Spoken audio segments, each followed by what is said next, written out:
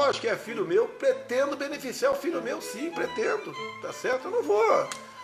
Se eu puder dar um filé mignon ao meu filho, eu dou, mas não tem nada a ver com filé mignon essa história aí. Você já percebeu como, no Brasil, toda crise política começa com uma interpretação da Constituição?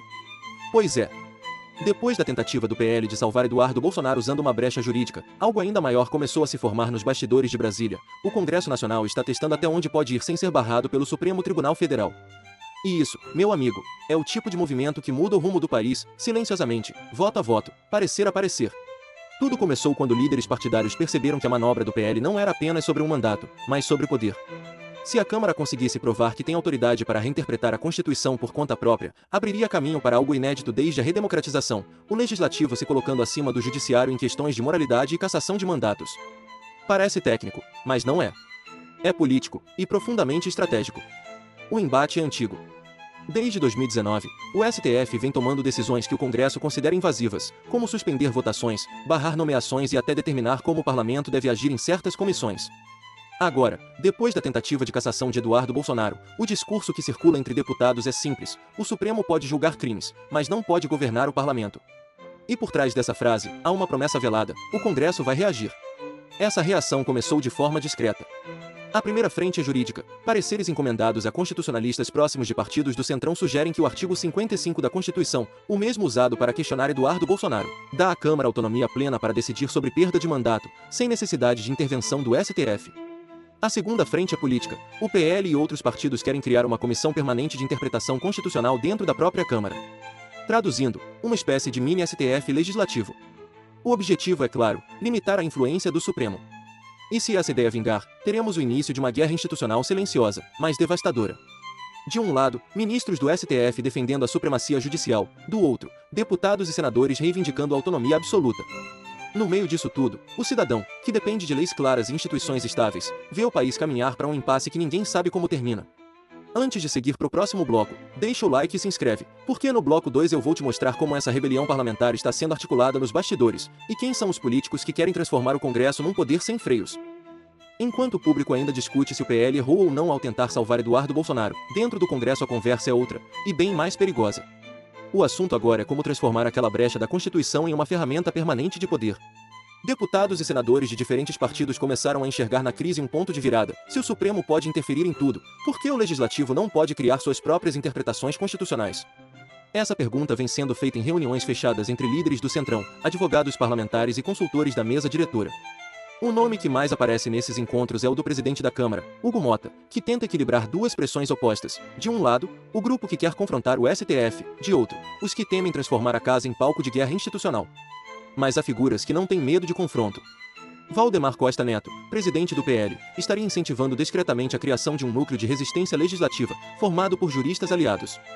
A missão seria simples e perigosa: redigir pareceres que sustentem a autonomia da Câmara para decidir sobre cassações, perda de mandato e até revisão de decisões judiciais que atinjam deputados. Na prática, seria criar um escudo político dentro da própria Constituição. A articulação é tão sensível que quase ninguém fala publicamente sobre ela.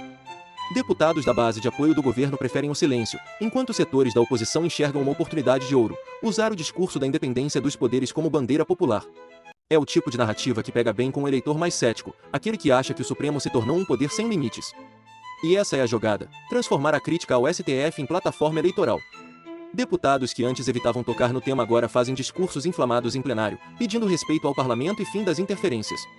O discurso é institucional, mas a motivação é eleitoral. Ninguém quer enfrentar o Supremo por princípios, querem usar o confronto como vitrine. Nos corredores, assessores já chamam o movimento de novo constitucionalismo parlamentar. O nome bonito esconde uma estratégia simples: criar precedentes políticos que possam ser usados em futuras disputas judiciais. Cada parecer, cada resolução aprovada agora servirá como munição quando o STF voltar a questionar o Legislativo. É o Congresso se armando juridicamente para um conflito que parece inevitável. Mas como todo jogo de poder em Brasília, nada é declarado abertamente. O plano é se mover nas sombras, enquanto a opinião pública está distraída com outros temas. E, quando o Supremo perceber, a Câmara já terá aprovado mecanismos que ampliam seu alcance.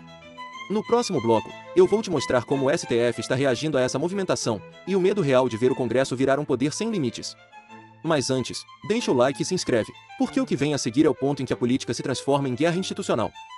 No Supremo Tribunal Federal o clima é de alerta. Ninguém fala abertamente sobre o movimento no Congresso, mas dentro dos gabinetes o assunto já é tratado como prioridade. Ministros experientes reconhecem que o parlamento está testando os limites, e que, se o STF não reagir, corre o risco de perder autoridade sobre a própria Constituição. Segundo relatos de bastidores, o ministro Alexandre de Moraes teria pedido à sua equipe jurídica um levantamento detalhado das proposições e pareceres que mencionam a autonomia interpretativa do Legislativo. O objetivo seria mapear até onde essa articulação pode ir. Outros ministros, como Gilmar Mendes e Luiz Roberto Barroso, defendem uma reação mais política do que jurídica, reforçar o diálogo institucional e tentar convencer o presidente da Câmara, Hugo Mota, a não alimentar a crise. Mas há um problema: a desconfiança entre os poderes chegou a um ponto em que o diálogo já não basta. Deputados e senadores sentem que o Supremo passou dos limites ao intervir em assuntos internos do parlamento, enquanto ministros acreditam que o Congresso está tentando se vingar das decisões que atingiram seus aliados. É um jogo de retaliação, e o Brasil inteiro está no meio dele. Dentro do STF, há dois grupos bem definidos. Um defende que a Corte deve se antecipar e julgar qualquer tentativa de ampliar a autonomia parlamentar como inconstitucional. Outro acredita que reagir de forma dura demais pode transformar o Supremo em vilão e fortalecer a narrativa do STF ditador. É uma escolha delicada, agir e parecer autoritário, ou se calar e perder poder. O governo, por sua vez, observa tudo com cuidado. O Planalto sabe que uma crise entre Congresso e Supremo pode paralisar votações essenciais e travar a economia.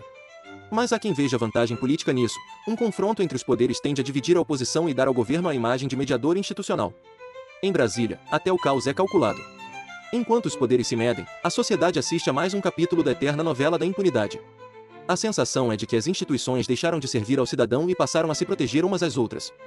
Quando o STF e o Congresso brigam por território, o povo vira plateia, e o resultado é o mesmo de sempre: a insegurança jurídica que destrói a economia e corrói a confiança. Analistas políticos chamam isso de crise branca. Não há tanques nas ruas nem discursos de ruptura, mas há algo pior: a erosão silenciosa da legitimidade. Cada nova disputa entre ministros e deputados empurra o país um passo mais longe da estabilidade. E quando a confiança nas instituições se quebra, nenhuma Constituição é suficiente para segurar o país em pé. No próximo bloco eu vou te mostrar como essa crise silenciosa já está afetando o mercado, a economia e a imagem internacional do Brasil. Mas antes, deixa o like e se inscreve, porque a guerra entre Congresso e STF está só começando, e o próximo capítulo atinge diretamente o bolso do brasileiro. Toda vez que há um choque entre os poderes, o primeiro reflexo aparece na economia. Os investidores perdem confiança, o dólar sobe, o crédito encarece e o brasileiro sente o peso no bolso, mesmo sem entender direito o porquê. É assim desde sempre. A instabilidade política é o imposto invisível que o cidadão paga sem perceber. E o que estamos vendo agora é o início de uma crise silenciosa, provocada pela disputa entre o Congresso e o Supremo.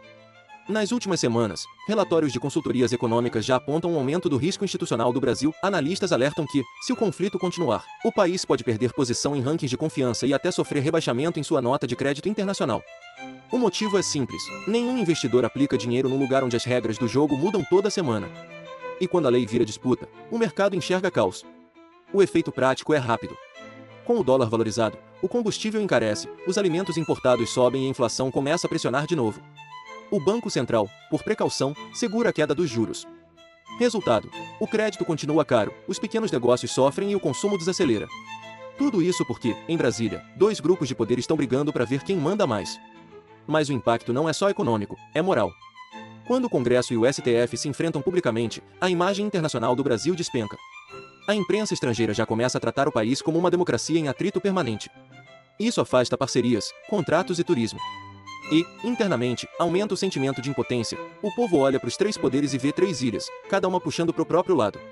É por isso que os mais velhos, que viveram outras crises, reconhecem o sinal: a desordem começa em Brasília, mas termina no bolso do cidadão. E o pior é que, dessa vez, não há vilão único. O Supremo exagerou? Sim. O Congresso está tentando se blindar? Também. O resultado é um empate desastroso, o tipo de empate que afunda o país inteiro. Enquanto deputados e ministros trocam declarações e recados velados, o Brasil segue à deriva, esperando uma trégua que talvez não venha.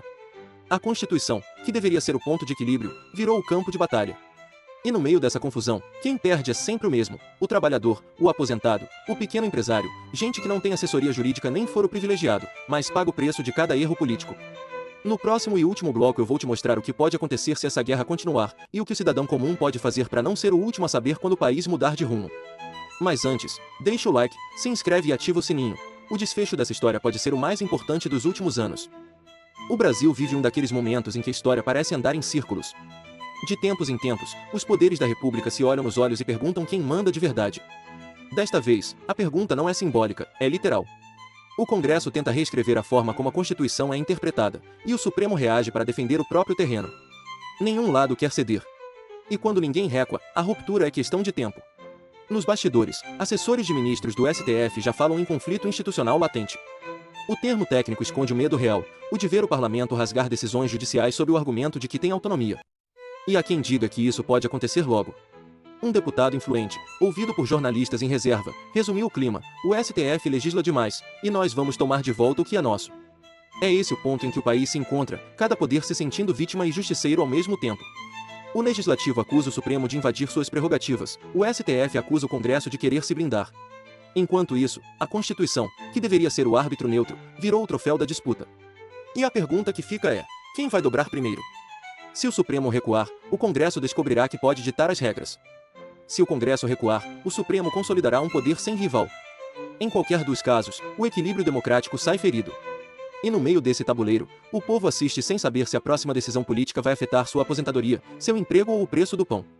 A história brasileira mostra que as grandes rupturas nunca começam com tanques, mas com pequenas rachaduras legais. O Inteligência Artificial 5 nasceu de uma brecha constitucional. O impeachment de Collor começou com uma dúvida jurídica. O Mensalão e a Lava Jato nasceram de disputas entre instituições. Agora, mais uma vez, o país se aproxima desse abismo. E o problema é que quem comanda o jogo parece não entender que, quando a confiança nas regras acaba, a democracia se torna um castelo de areia. No fim, tudo volta para o mesmo ponto. O Brasil precisa decidir se quer ser um país de leis ou de interpretações. Porque enquanto a Constituição for tratada como uma borracha que cada poder estica do jeito que quer, o povo continuará assistindo aos mesmos erros, com nomes diferentes e consequências maiores. Se você chegou até aqui, parabéns, você faz parte do pequeno grupo que ainda se importa em entender o que está acontecendo. Deixa o like, se inscreve no canal e comenta aqui embaixo. Você acha que o Congresso está certo em enfrentar o STF, ou estamos diante de mais uma tentativa de impunidade com nome bonito? Esse é o tipo de debate que o Brasil precisa, feito por quem viveu, viu e não se deixe enganar.